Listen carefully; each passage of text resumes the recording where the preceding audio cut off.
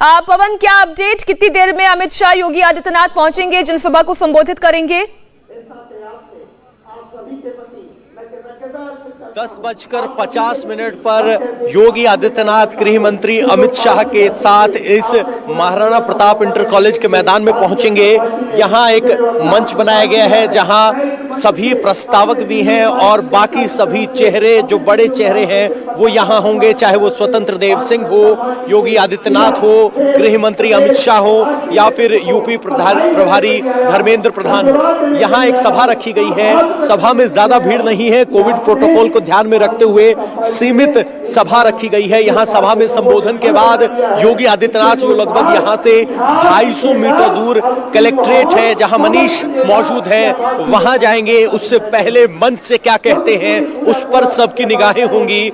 मंत्रोच्चारण के साथ, रुद्राभिषेक पूजा के साथ गोरखपुर मठ में वो तस्वीरें हमने देखी है, वहां से वो निकल चुके हैं और अब बिल्कुल ये अपने आप में बहुत खास है कि अमित शाह इससे पहले विधायकी के चुनाव में किसी के नॉमिनेशन के दौरान मौजूद नहीं रहे हैं।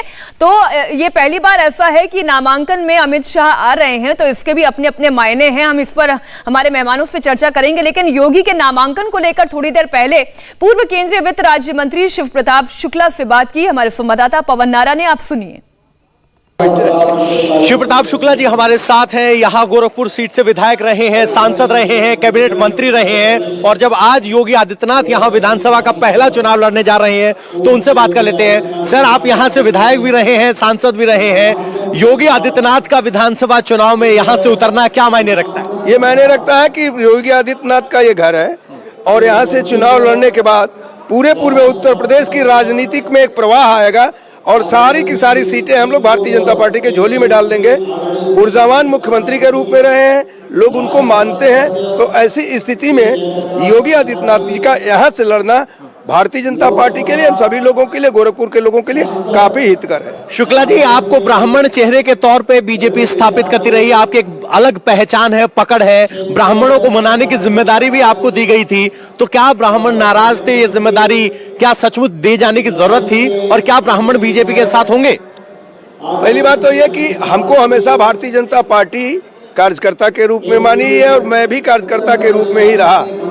हमारी निष्ठा और भारतीय जनता पार्टी की निष्ठा दोनों एक दूसरे से मिली रही है। जहां तक ब्राह्मण की बात है, बीजेपी ने नहीं चला है, क्योंकि विपक्ष के लोगों ने इसको हवा दिया कि नहीं ब्राह्मण नाराज हैं।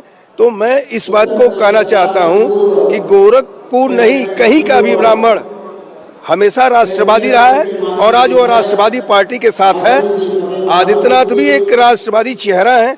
ऐसी स्थिति में विपक्ष का यह भी फार्मूला पूरी तौर पर खलास हो गया और अब वो दूसरा तलाश है, ब्राह्मण भारतीय जनता पार्टी के ही साथ है। तो शुक्ला जी कह रहे हैं कि ब्राह्मण भारतीय जनता पार्टी के साथ हैं, ब्राह्मण हमेशा राष्ट्रवादी पार्टी के साथ हैं, योगी आदित्यनाथ राष्ट्रवादी चेहरा है और सभी न सिर्फ गोरखपुर बल्कि दावा कर रहे हैं कि यूपी के ब्राह्मण योगी आदित्यनाथ के साथ खड़े हैं।